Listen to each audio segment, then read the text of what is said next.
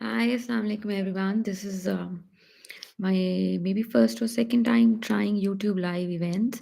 So I'm just trying to figure out how this thing works and how maybe I can use, maybe YouTube live for sharing live broadcasts as far as my book is concerned. So hi all, my name is Shivajmal.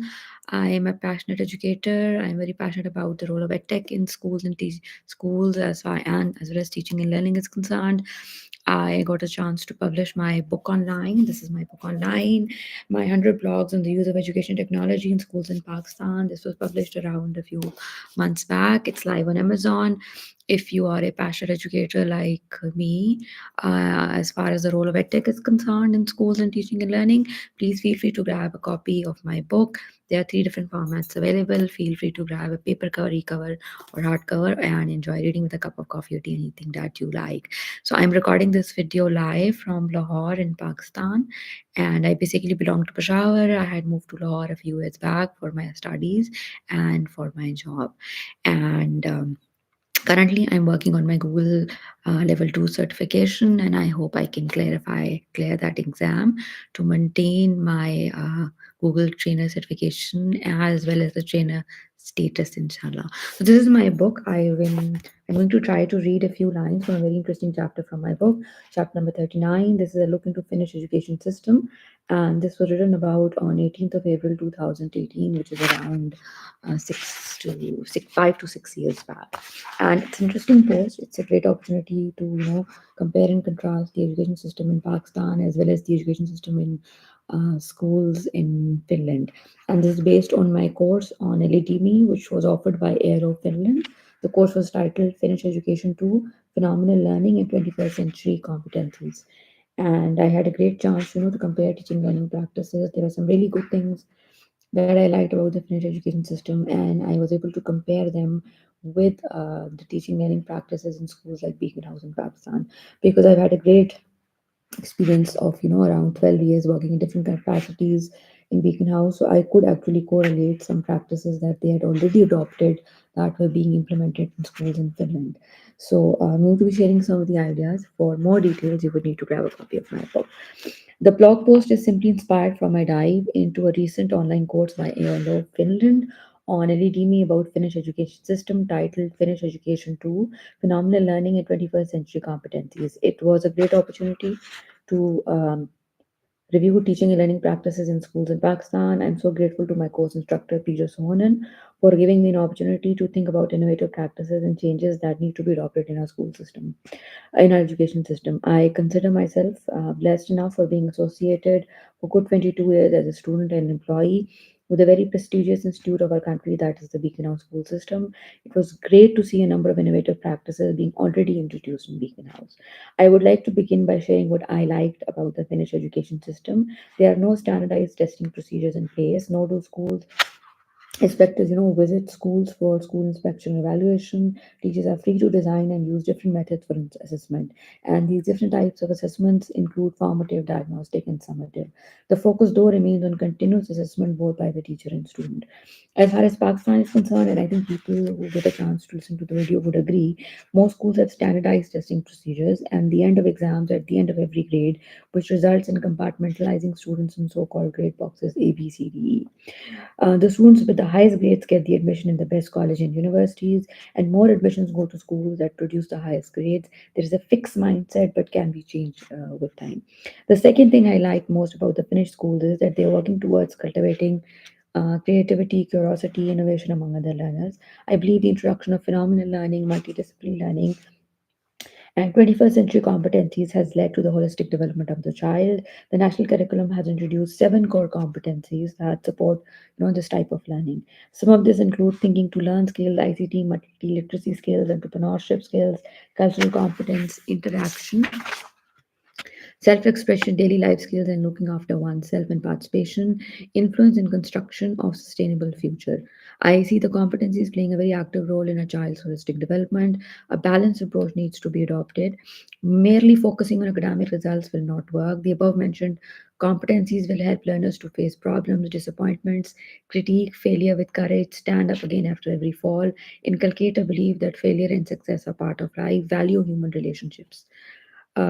take decisions, plan, implement, analyze impact of decisions on life and others, help and support each other, build each other up. These competencies will help them lead a more meaningful life in future.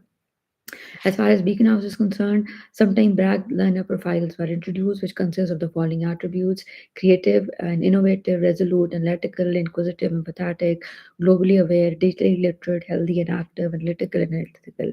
All these attributes are introduced at all levels from earliest to secondary schools. I think these attributes are a step towards the holistic development of the child, which is somewhat similar to core competencies introduced already in the Finnish national curriculum. I'm glad that schools like Beacon House have been pioneers in introducing innovations in the field of education. They have introduced programs like IB, PYP, EYE, Discovery Learning LA, which provides learners with diverse learning experiences. Kids are encouraged to do community work, interact globally with schools, work on different innovative projects related to science, technology, and art. Participate in different competitions like spelling bee, etc. The only concern, though, remains is that the schooling system is accessible to only a small portion of the society. So it's a very interesting sort of a post. It's a lengthy post, like most of my 99 in the post. The book basically comprises of 100 chapters. There are 100 different posts related to my teaching and learning practices as far as the edtech is concerned, working in different capacities in different schools in Pakistan. So anybody who's a passionate educator like me, who's passionate about the use of edtech in teaching and learning in classrooms, would love to get hold of a copy of the book, and get to know, or dozens and dozens of very innovative, creative ideas on how to implement technology into your teaching and learning lessons, and make them more creative and innovative, meaningful, purposeful, and relevant.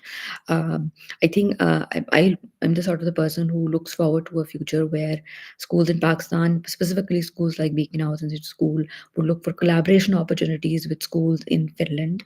And I think that's the level of education that we should all look forward to in Pakistan in the coming years to come. And schools like City School and Beacon House do have, I think, full capacity and potential to create that sort of an environment, which I'm sure they're already trying to create.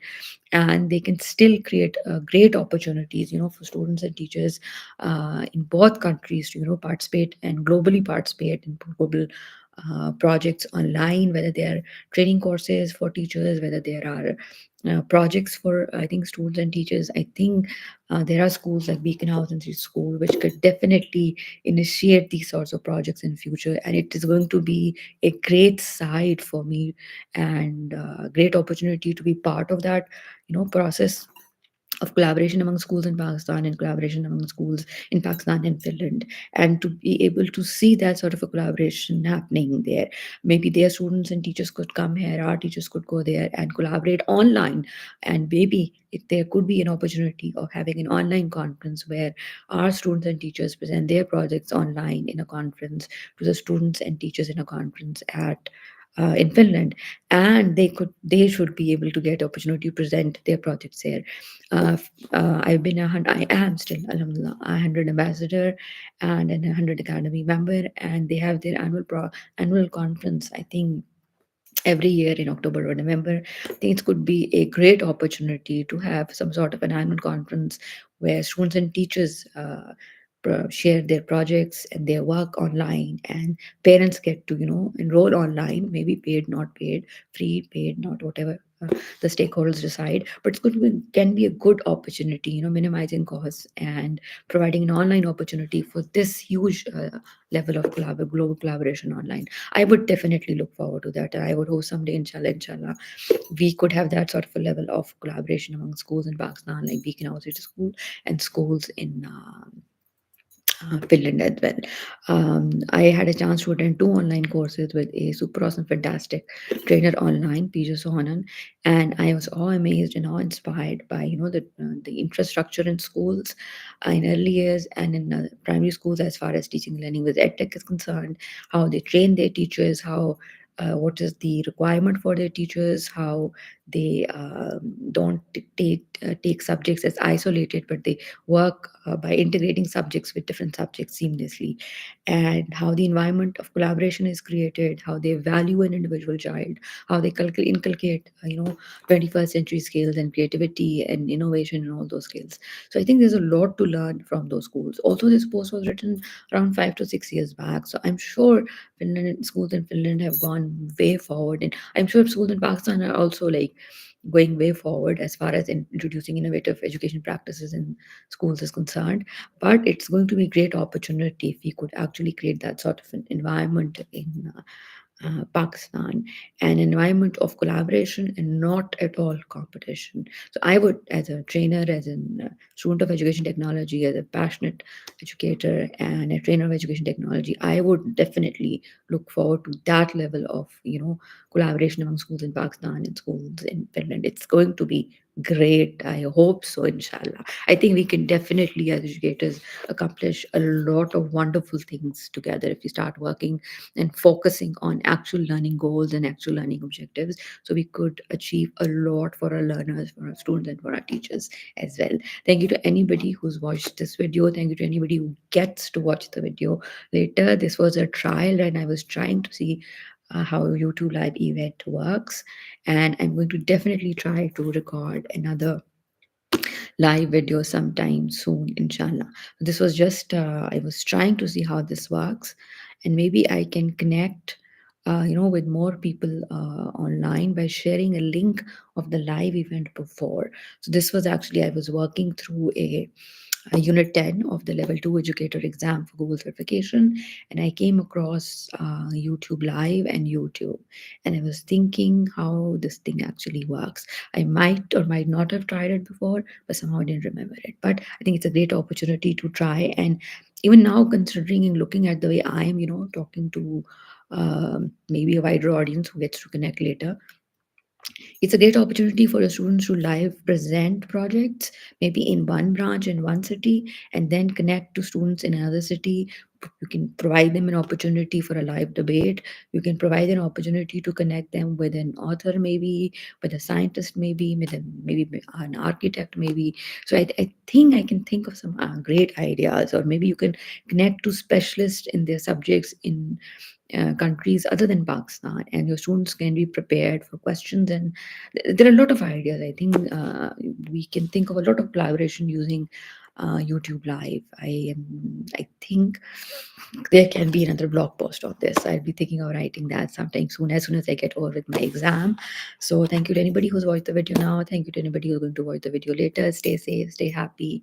Um, Keep smiling always. May Allah be your Hafiz and Nasir always. And I am definitely going to try and record a super awesome, fantastic post on one of my super awesome, fantastic chapters from the book soon, inshallah. Take good care of yourselves. Allah Hafiz. Oh, it has to end.